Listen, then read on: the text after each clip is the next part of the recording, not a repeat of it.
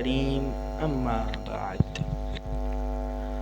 رسول اکرم صلی اللہ علیہ وآلہ وسلم کی بعثت سے قبل مکہ کے باسی، مکہ کے رہنے والے غیر اللہ کو پکارنا شروع کرنے لگے۔ بیت اللہ میں 360 بتوں کو پوجا جاتا تھا، شجر و حجر کی پرستش کی جاتی تھی۔ ان مورتیوں میں نعوذ باللہ انبیاء اور اولیاء اللہ کی مورتیاں بھی موجود تھیں۔ آئیے اس شرکیہ ماحول پر ایک نظر ڈالیے۔ یاد رکھیے کہ ابتدا میں سب لوگ موحد تھے، رب تعالیٰ کے پجاری تھے، جیسا کہ اللہ تعالیٰ قرآن مجید فرقان حمید میں ارشاد فرماتا ہے، کان الناس امۃ واحدہ فبعث اللہ النبیین المبشرین ومنذرین، کہ ابتدا میں سب لوگ موحد تھے، سب لوگ اللہ رب العزت ہی کی عبادت کیا کرتے تھے۔ پھر اختلافات رونما ہوئے تو اللہ رب العزت نے انبیاء اور رسولوں کو بھیجا جو خوشخبری دینے والے اور ڈرانے والے تھے۔ مستدرک حاکم میں ہے، سیدنا عبداللہ بن عباس رضی اللہ عنہما وہ فرماتے ہیں کہ آدم علیہ السلام سے لے کر نوح علیہ السلام تک 10 صدیوں کا فاصلہ ہے۔ ان 10 صدیوں میں تمام لوگ موحد تھے، اللہ رب العزت ہی کی عبادت کیا کرتے تھے۔ پھر اختلافات رونما ہوئے، لوگوں نے نئے نئے طریقے ایجاد کرنا شروع کر دیے، تو پھر اللہ رب العزت نے انبیاء اور رسولوں کو بھیجا تھا۔ صحیح مسلم میں موجود ہے، اللہ رب العزت ارشاد فرماتا ہے کہ میں نے اپنے بندوں کو موحد پیدا کیا تھا، پھر شیاطین میرے بندوں کے پاس آئے، انہیں ان کے دین سے بہکانا شروع کر دیا، اور جن چیزوں کو میں نے حلال ٹھہرایا تھا انہوں نے ان چیزوں کو حرام ٹھہرانا شروع کر دیا جس کی میں نے کوئی بھی دلیل آیت نازل نہیں فرمائی۔ اور صحیح بخاری میں موجود ہے، کائنات کے امام محمد الرسول اللہ صلی اللہ علیہ وسلم نے ارشاد فرمایا کہ ہر بچہ فطرت اسلامیہ پر پیدا ہوتا ہے، پھر بعد میں اس کے ماں باپ اسے یہودی، نصرانی، مجوسی بنا دیتے ہیں۔ اللہ رب العزت نے قرآن مجید فرقان حمید میں قوم نوح کا حال ذکر فرمایا کہ جب نوح علیہ السلام نے انہیں دن رات کر کے اللہ رب العزت کی طرف دعوت دی تو قوم نوح نے واضح کہہ دیا، لا تذرن آلہتکم ولا تذرن ودا ولا سواع ولا یغوث ویعوک ونسرا۔ اے لوگو، تم نوح علیہ السلام کی دعوت کی وجہ سے اللہ رب العزت کی عبادت نہ کرنے لگ پڑنا، تم اپنے پنجتن کو مت چھوڑنا،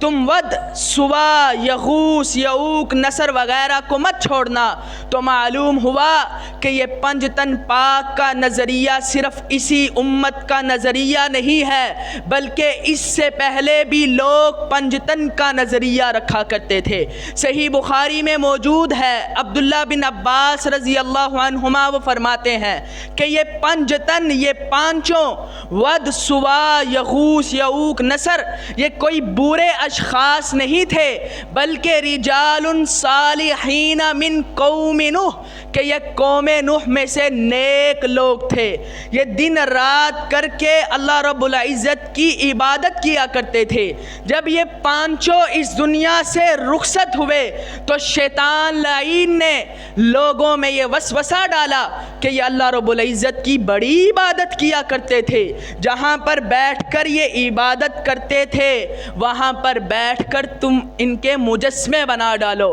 وہاں پر تم ان کی مورتیاں بنا ڈالو تاکہ تمہیں بزرگوں کی یاد آتی رہے، تم اللہ رب العزت کی عبادت کرتے رہو۔ پھر جب یہ قوم مری تو آہستہ آہستہ علم اٹھتا گیا، تو بعد میں آنے والے لوگوں نے ان مجسموں کی، ان مورتیوں کی عبادت کرنا شروع کر دی۔ مگر افسوس آج امت محمدیہ بھی اسی شرک کے دروازے پر کھڑی ہے۔ آج شیطان امت محمدیہ سے یہی شرکیہ اعمال بزرگوں کی قبروں پر کروا رہا ہے، حالانکہ ہمارے امام محمد الرسول اللہ صلی اللہ علیہ وسلم نے فرمایا تھا کنت نہیتکم من زیارت القبور فزورها فإنها تذکر الآخرہ، کہ اے میری امت کے لوگوں،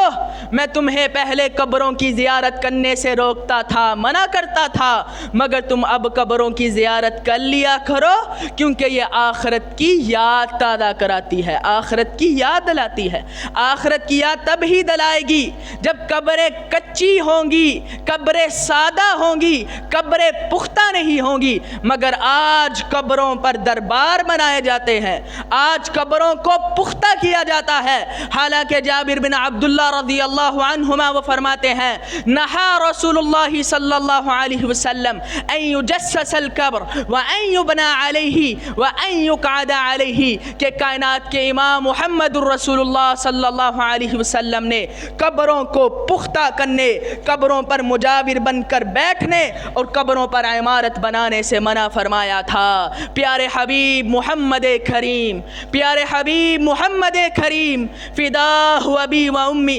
آخری وصیت، میرے پیارے حبیب کی آخری وصیت، اے امت مصطفیٰ، اے امت قرآن، اے امت اسلام، میں اللہ کا واسطہ دے کر تمہیں مصطفیٰ کی آخری وصیت سنانے لگا ہوں۔ اسے پلے سے باندھنا، اسے اپنے سینوں میں اتارنا، مرتے دم تک اپنی اولاد کو مصطفیٰ کی آخری وصیت سنانا۔ پیارے حبیب محمد کریم صلی اللہ علیہ وسلم آخری وصیت کر رہے ہیں قاتل اللہ الیہود والنصارى، اللہ یہودیوں کو ہلاک کرے، اللہ عیسائیوں کو برباد کرے۔ میرے پیارے حبیب کے مرض الموت میں یہ بد دعائیں کیوں نکل رہی ہیں؟ اس لیے کہ انہوں نے اپنے نیک لوگوں کی قبروں کو پوجا گاہ، میلہ گاہ بنا لیا۔ کائنات کے امام فرماتے ہیں انی انہاکم عن ذالک، اے میری امت میں تمہیں قبریں پختہ کرنے سے منع فرماتا ہوں۔ اور رحمت کائنات صلی اللہ علیہ وسلم نے اپنے مرض الموت میں یہ دعا کی اللہم لا تجعل قبری عیدہ وثنا یعبد، الہ العالمین تو میری قبر کو پوجا گاہ، میلہ گاہ نہ بننے دینا، تم اوروں کی مانند دھوکہ نہ کھانا، کسی کو خدا کا نہ بیٹا بنانا، تم اوروں کی مانند دھوکہ نہ کھانا، کسی کو خدا کا نہ بیٹا بنانا، میری حد سے میرا رتبہ نہ بڑھانا، بڑھا کر بہت تم مجھ کو نہ گھٹانا، بتانا نہ تربت کو میری صنم تم، نہ کرنا میری قبر پر سر کو خم تم۔ قاتل اللہ الیہود والنصارى، اللہ یہودیوں کو، عیسائیوں کو ہلاک کرے، اس لیے کہ انہوں نے اپنے نیک لوگوں کی قبروں کو پوجا گاہ، میلہ گاہ بنا لیا۔ والسلام علیکم ورحمۃ اللہ وبرکاتہ۔